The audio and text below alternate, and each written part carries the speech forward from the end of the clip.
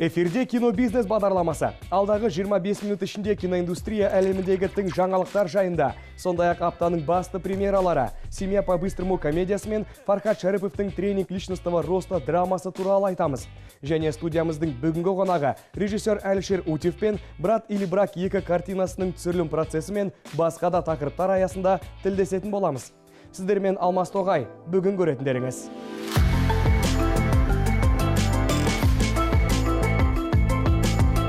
Қазақстандағы кассалық жинақ бойынша өткен аптаның топ 5 фильмі. Квентин Тарантиноның жаңа фильмнен алғашқы кадрлар. Оскар 2019 марапатына үміткерлер. «Брат или брак» екі фильміндегі актерлік құрам қаншалықты өзгерді? Толығырақ режиссер Әлішер Утев айтып береді. Бағдарлама басында әдеттегідей бокс-офис айдары. Назарларыңызға өткен 7 күндегі қазақстандық кинопрокаттың үздік 5-тігін ұсынамыз.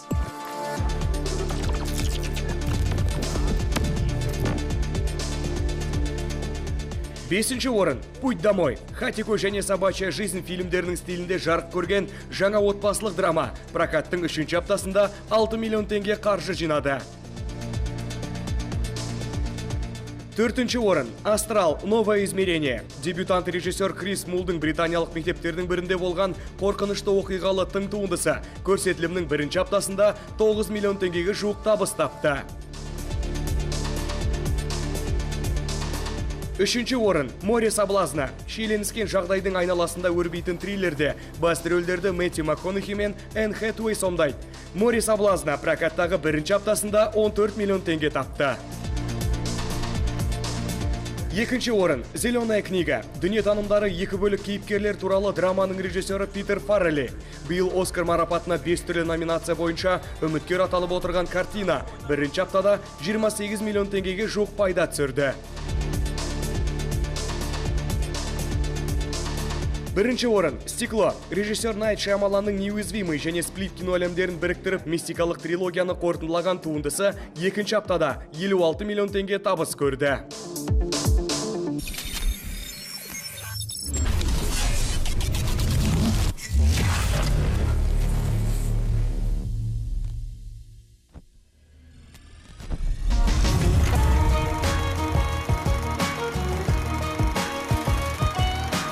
Квентин Тарантино «Однажды в Голливуде» атты жаңа фильмінің кадрларын таныстырды. Картинада алдыңғы ғасырдың 60-шы жылдарындағы оқиға баяндалады.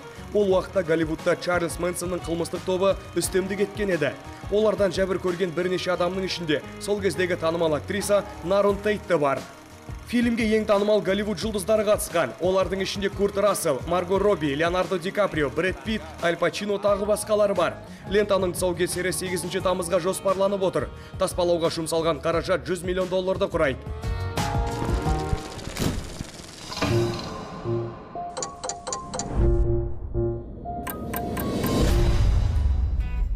Жақында 2019 жылғы Оскар сыйлығына үміткерлер тізімі жарияланды. 91-ші рет шымылдығын түретін салтанатты рәсім 2019 жылдың 24-ші ақпанында Лос-Анджелес қаласында өтеді. Йоргос Лантимостың «Фаворитка» тарихи сатирасы мен Альфонс Кауроның «Рома» драмасы барлық номинациялар бойынша көш басында тұр. Брэдли Купердің «Звезда родилась» музыкалық ремейгі, Райан Куглердің «Черная пантера» комиксы және Адам Маккейдің «Власть» комедиясы 8 аталым бойынша бақтарын сынайды. Ну да, мне нравится. Шет тілдегі ең үздік фильм номинациясы еш тосынсыз болатын секілді. Ромаға тек үздік режиссер дәрежесіне үміткер поляк режиссері Павел Поликовскийдің «Холодная война» мелодрамасы ғана бәсекелес болмақ.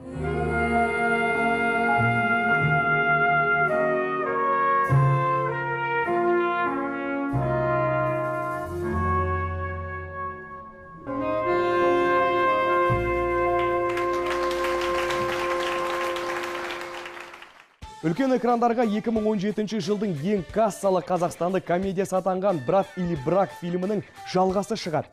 Сиквелдің режиссері міндетін 1-ші бөлімінің сценарий авторы әрі продюсері болған Әлішер Утевтің өзі қайта алды.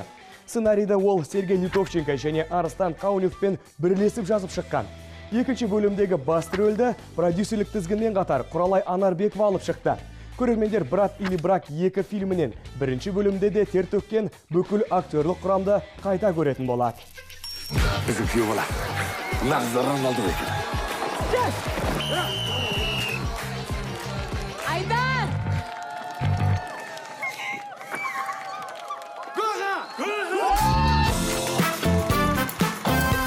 Фильмде басты рөлдерде бірінші бөлімінен таныс Құралай Анарбекова, Дәурен Серғазин, Тәуекел Мүсілім, Әбунасыр Серіков сынды актерлер сомдаған. Актерлік құрамға қырғызстандық жас актер Азамат Уланов пен Спарта КВН командасының мүшесі Данияр Жұмәділов қосылды. Қоюшы оператор қызметінде Шерхан Таңсықбаев қалды. Еске сала кетейік, бірінші бөлімінің режиссері Ернар Нұрғалиев болған еді. Комедияның жалғасы атана атанғалы отырған Әйгерімовтар жанұясы туралы баяндайды. Бірақ барлығын жүрегіне жақын қабылдайтын күйеуінде куват синдромы анықталады. Оның салдарынан ер азамат жұбай сияқты өзін аяқ ауыр болып сезінеді. А это не опасно? Фактически, вы беременны. Айгеримов, я не договорил. Будет еще хуже. Братьям обо мне не говори, а то они только начали меня любить. Такой облом.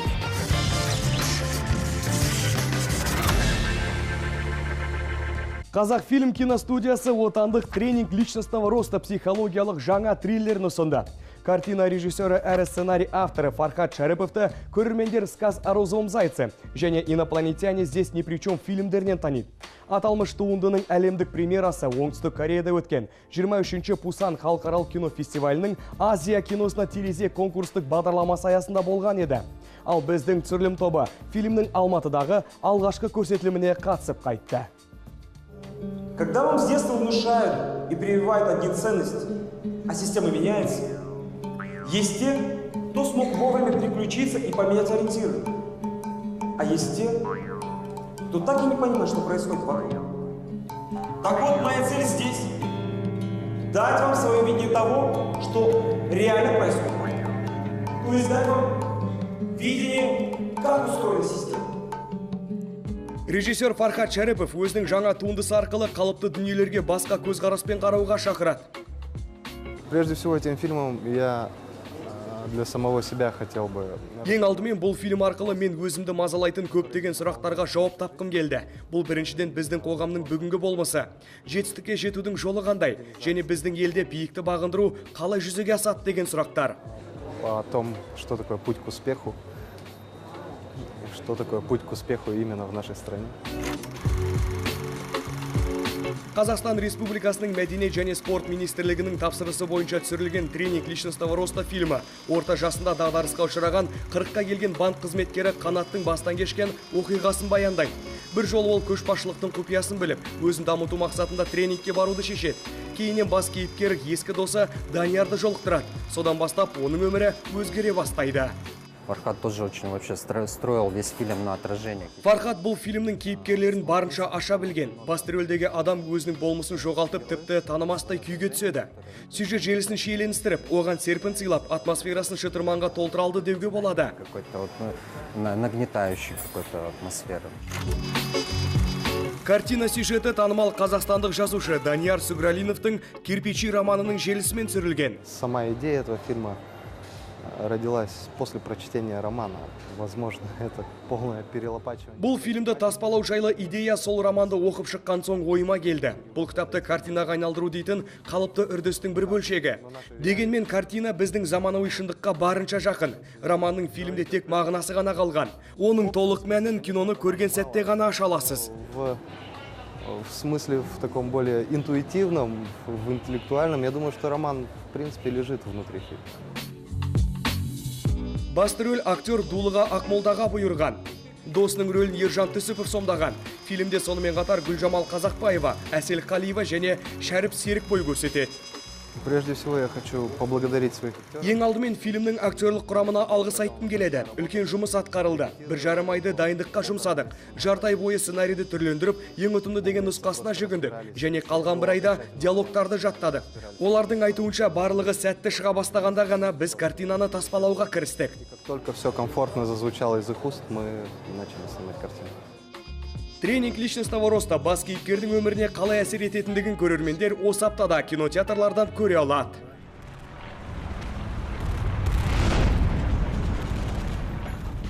Сондай-ақ осы аптада «Семья по-быстрому» комедиясы прокатқа шығады. Фильм режиссері Шон Андерс «Мы Миллеры» және «Здравствуй, папа, Новый год» картиналарынан танылған. Әзілмен өрілген бұл фильмдегі оқиға 3 бірдей баланы асырап алған жас отбасы туралы. Үйреншікті тыныш өмірдің астан кестерін шығарған балалармен енді қайтерін білмейтін ата-аналардың рөлінде Марк Уолберг пен Роуз Бирн. Больше полумиллиона детей сейчас ищут свой дом. Наш округ устраивает встречи, чтобы как можно больше детей обрели семью. Смотри, там взрослые. Все просто сторонятся. Пойду поздороваюсь. Это же тинейджеры. Они принимают наркотики и смотрят на YouTube, как другие играют в компьютерные игры. Мы к этому не готовы. Привет! Просто на заметку. Мы вас слышим. Что? Идите смотреть на малышей. Не забивайте себе голову. Пока. По-моему, она крутая. Сәбилері жоқ отбасылық жоқ, балаларды асырап алу жүйесінің көмегіне жүгінеді. Қалауы қабыл болып, олар 3 ерке баланың ата-анасы атанады. Я не хочу! Оставайся там, пока не приедут пожарные. Ты обычная белая дамочка, которая взяла приемных детей, чтобы чувствовать себя лучше, притворщица! Енді олар бар күш жүгерін салып, мінездері бұзық балақайларды бағып қағуы тиіс.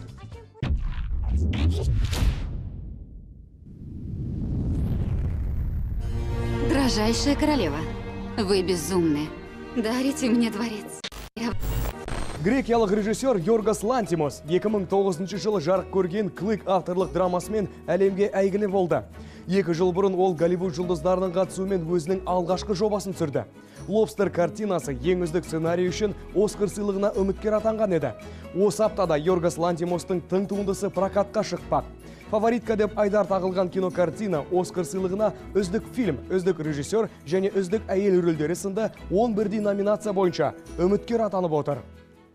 О, а я и не знала. Картинадағы оқиға 18-ші ғасырда Англияда өрбейді. Сюжетте Оливия Колман сомдаған Анна Патшайым мен оның сарайлық бикештері бар. Рэйчел Вайс сомдаған герцогиня Мальборо және Эмма Стоун ойнаған оның сіңілісі Эбигейлдің келуімен сарайда жаңа жасырын шайқас басталады. Билік және бақталастықты қамтыған лента қызықты болады. Я не дам вам уничтожить меня. Бастапқыда негізгі рөлге Кейт Уинслет таңдалғанымен бертін келе оны Рэйчел Вайс ауыстырды. Если не уйдете, я начну вас бить. И не остановлюсь. Моя милая, я рада, что вы вернулись из... А, да. Уверена, и вы окажетесь там однажды.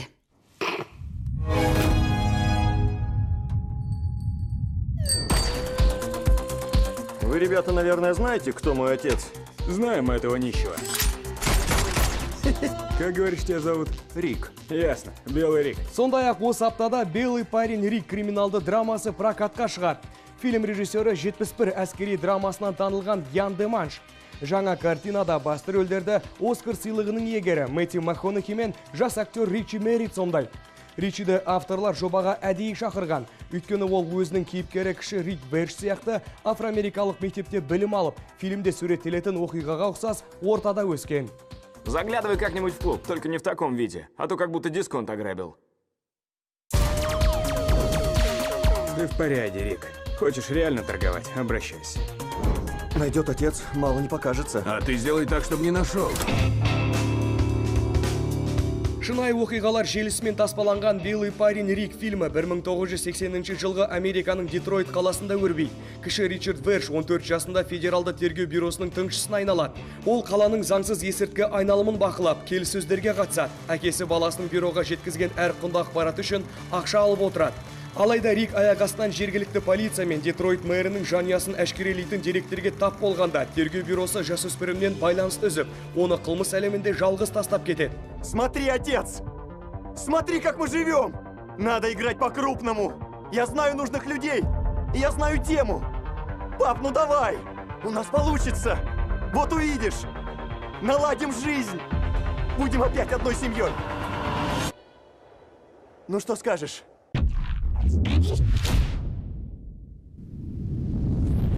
Кун – непослушный капризный мальчишка. Однажды он встречает свою младшую сестру Мирай, которая путешествует во времени и прилетает к нему из будущего. Так начинаются невероятные приключения маленького старшего брата и его большой младшей сестры. Осы аптада кинотеатрлардан тағы бір жаңа қызықты жапондық Мирай из будущего анимациялық фильмін көре аласыздар. Мультфильм үздік анимациялық фильм ретінде Оскарға ұсынылған. Мирай из будущего заманауи анимацияның хас шебері Мамору Хасодыдың 4-ші толық метражды мультфильмі. Сюжет Мирай есімді қарындасы дүниеге келмей тұрып, бақытты балалық шақтың рахатына бөленіп жүрген Кун есімді бала жайлы.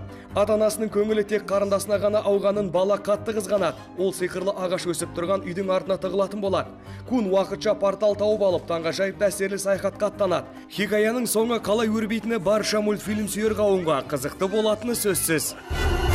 Мирай из будущего. Кино-бизнес бағдарламасы отандық және әлем кино жұлдыздарымен сұхбаттасып, өзекті сұрақтарға сүбелі жауап іздеуді жалғастырады. Бүгінгі шығарылымның қонағы жаста болса талантты режиссер Әлішер Утевке көптің атынан көкейкесті сауалдар қойып көреміз. Ендеше сөз тізгіні әріптесім Бекболат Уәлиевте.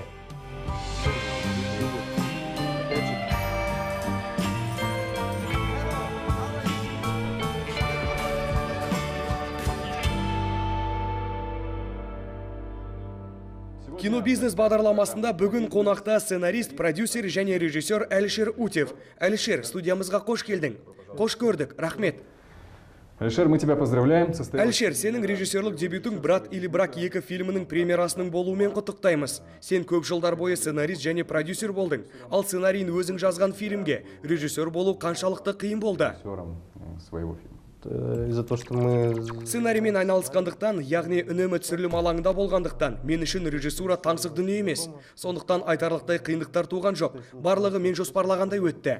То есть все шло как надо, как я планировал. Да. Актерский состав. «Брат или брак» 2 фильмінің актерлық құрамы туралы айтсақ, жаңа бөлімді кімді қайтадан көреміз және кім енді болмайды? Нұрлан Сабыров бола ма? Нурлан Сабуров, да, это самый такой задаваемый вопрос. Нұрлан Сабыров жайында жиі сұрайды. Өкінішке орай жаңа бөлімде ол болмайды. Өйткені жұмыс кестесі өте тығыз, яғни актерлер өте көп. Әрқайсының концерттері, гастрольдік сапарлар мен басқа да түсірілім жұмыстары бар. Біз түсірілім күндерін бекіте келе, тек Нұрланның ғана қолы босамайтынын білдік. Оның жұмыс кестесінде бос күн мүлдем жоқ. Ал жаңа кейіпкерлер туралы айтатын болсақ, бұл жолы Данияр Жұмаділов пен Азамат Ұланов жаңа образдарды сомдайды. Из новых героев у нас добавились это Данияр Джумадилов и Азамат Уланов. Сенің сценаристік жұмысың туралы сұрасам, «Брат или брак» 2 фильміне және оның 1-ші бөліміне орта есеппен алғанда қанша уақыт жұмсадың? Мы когда начинаем писать сценарий, у нас... Көбі сценарийді бір апта жазып, арасында демалып, сосын апталап, тіпті айлап сценарийді ашпайтындарын айтып жатады. Бізде ондай жоқ. Біз сценарийді қарқынды түрде жазамыз. Яғни таңертең ұйқыдан тұра сала, түнге дейін жазамыз. Мүмкіндік болса бірге тұруға тырысамыз. Тәулігіне 1-2 сағаттан ұйықтап отырып тоқтамай жазамыз. Міне осындай тәртіпті ұстанып отырып, біз 1-ші бөлімнің сценарийін 3 айда бітірдік. Кейін толықтырулар мен өзгертулер енгізіле бастады. Ол жұмысқа тағы 2 ай жұмсалды. Жалпы алғанда жарты жыл уақыт кетті деуге болады. Ну, в общем, где-то полгода. Жарты жыл 1-ші бөлімге сценарий жазуға кетті, ал 2-шісіне ше? Оғанда шамамен солай. А вот элемент того, что получается в вашей комедии... Сенің фильміңде спорттық және экшн картиналардың элементтері бар. Сен жұмысты жеңілдеткің келіп, керісінше қиындықтарға кезіктің бе? Оказалось на самом деле труднее, то есть... Нет. Территория спортивного фильма немножко, да? Я не думал, что это будет легче. То есть я думал, что будет съемочных дней, ну, то есть меньше. Жоқ, мен жеңіл болмайтынын алдын ала білдім. Тек түсірілім күндерінің санын азайтқым келді. Спортпен байланысты кадрларды түсіру ұзақ уақыт талап ететінін, және ол оңай шаруа емес екенін барлығы біледі деп ойлаймын. Маған футбол, күрес, бокс сынды спорт түрлері ұнайтындықтан мен басқа да режиссерлер секілді фильмге өзіндік ерекшелік қосқым келді. Охота было такое спортивное, что-то да, вот.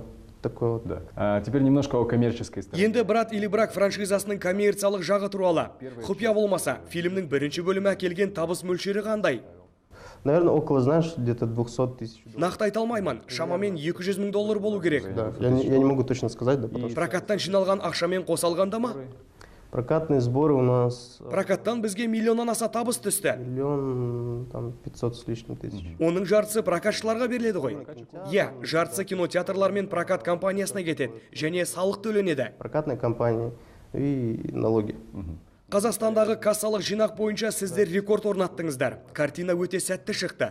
Ал 2-ші бөліміне жаратылған бюджет көп болды ма, әлде аз ба? Бюджет на вторую часть фильма. Стал ли он дороже? Да. Иә, екінші бөлімі шамамен 50%-ға қымбатырақ шықты. Себебі сапасы алдыңғысынан еш кем емес картина жасағымыз келді. Ойымыз қаншалықты жүзеге асқанын білмеймін, оны тек көрермен айта алады. Сондықтан бюджет еселеп өсті. Оның үстіне актерлік құрам өте үлкен, оның да маңыздылығы бар. Сондай-ақ түсірілім тобына каскадерлар, пиротехниктер мен дублерлар кіретінін ескеру керек. То есть очень много департаментов было задействовано, соответственно, и дороже. Приглашаем оценить по достоинству режиссерский дебют Алишера. Мы тебя еще раз поздравляем с тем, что ты теперь в режиссерском кресле. Әлішердің режиссерлік дебютын тамашалап, өз бағасын беруге барлығын шақырамыз. Біз сенің режиссерлік тізгінді алғанымен тағы да құттықтағымыз келеді. Сен 101 Алматинец КВН командасының ойыншысы болып бастап, режиссерлік деңгейге жеттің. Енді жалпы қазақстандық кино туралы әңгімелесейікші. Оның ішінде хоррор жанры туралы. 2018 жылдың күзінде қорқынышты сарындағы Қарагөз фильмі шықты. Жалпы оған дейін де Қазақстанда үрейлі оқиғалы картина түсірмекші болғандар бар. Осы жанрға және осы бағытта картина шығарып жүргендерге көзқарасың қандай? Ну, классно, я отношусь только позитивно к этому. Другой момент, что... вот, кстати, Қаракөз, я видел трейлер в кинотеатре. Мен әрине тек жақсы жағынан қараймын. Қаракөз фильмінің трейлерін кинотеатрдан көрдім. Трейлеріме, тизереме есімде жоқ, бірақ байқағаным атмосфера бар, ерекше форматта түсірілгені байқалады. Десе де өкінішке орай фильмнің өзін мен көре алмадым. Мен басқа қазақстандық үрейлі оқиғалы картинаны көрдім. Атауы есімде жоқ, білетім сценарий шикі, басқа фильмдерден көшірілген тұстары көп. Айтпағым біздікілерге өзіндік ерекшеліктерді ойлап табу керек. Тіпті сол ерекшелік болса да, біздің актерлер оны күлкілі етіп ойнайды. Ешкімді ренжіткім келмейді. Бірақ менің ойым осындай. Бұл өте күрделі жанр, оны дұрыс көрсете алу керек. Десе де Голливудқа қарай отырып, бұл жанрдың өте табысты екенін айтуға болады. Оны таспалауға көп қаражат жұмсалмайды. Ең бастысы, дұрыс жазылған сценарий мен сапалы режиссура керек. Менің ойымша, үйренуге болады әлі. Ну, опять же, если опираться на Голливуд, то есть жанр ужасов приносит неплохую прибыль, потому что он очень локальный, очень дешевый. Вот самое главное — это сценарий и атмосфера, режиссура. Ну, то есть, я думаю, можно научиться его снимать. Тура Америкадағыдай, Қазақстанда да шағын бюджетке қорқынышты сарындағы фильм таспалап, прокатта рекорд орнатуға болады емес пе? Әрине болады. Паранормальное явление фильмін мысал ретінде айтуға болады. Оған жұмсалған бюджет тіптен аз. Осы жылға қойған қандай шығармашылық жоспарың бар? Сенен тағы қандай кино күтуге болады? Мүмкін жүзеге асырылғалы тұрған жобаларың бар шығар? Есть один проект, который уже он должен был... Брат или брак комедиясының екінші бөлімі түсірілмес бұрын жүзеге асу керек болған бір жоба бар. Ондағы идея банк тонау туралы. Криминалды комедия ма? Комедия, так скажем. Больше, наверное, не криминально, а авантюрно. Я комедия, бірақ криминалды емес, авантюралық. Онда банкке шабуыл жасау сияқты стереотипті нәрселер болмайды. Ондағы оқиға басқаша өрбейді. Әзірге барлық құпияларын ашып айта алмаймын. Жоба әлі дайындалып жатыр. Негізгі идеясын ғана айта аламын. Оның өзінде, егер ол ертең өзгеріп кететін болса, өтірікші болып қаламын деп қорқам. Идея, но если она вдруг изменится, я потом буду обманщиком. Будет еще один проект, он будет такой больше. Тағы бір жоба әзірленіп жатыр. Ол біздің қазақ тойлары тақырыбын қозғайды. Өте қызық жоба болатынына сенімдімін. Оның да барлық қыр-сырларын аша алмаймын, бірақ ол біздің менталитетке тікелей байланысты. Жақын арада бұқаралық ақпарат құралдарында жариялануы керек. В скором времени, думаю, появятся в СМИ какие-то упоминания. Сенен жаңа жобаларды міндетті түрде күтетін боламыз. Ал мен көрермендерімізге бүгін бізде қонақта сценарист, продюсер, әрі режиссер Әлішер Утев болғанын айта кетейін. Әлішер, үлкен премьералар мен жаңа картиналарыңның көп болғанын тілеймін. Көп рахмет, айтқаның келсін.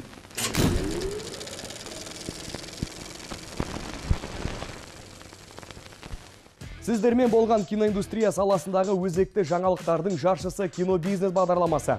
Ендігі эфирде біз Лего мультфильмінің екінші бөлімі жайында және Завод ресейлік криминалды драмасы мен Лиам Нисон басты рөлді сомдаған Снегоуборщик триллері туралы айтамыз. Бүгінге осы. Келесі аптада амандықпен жүздескенше.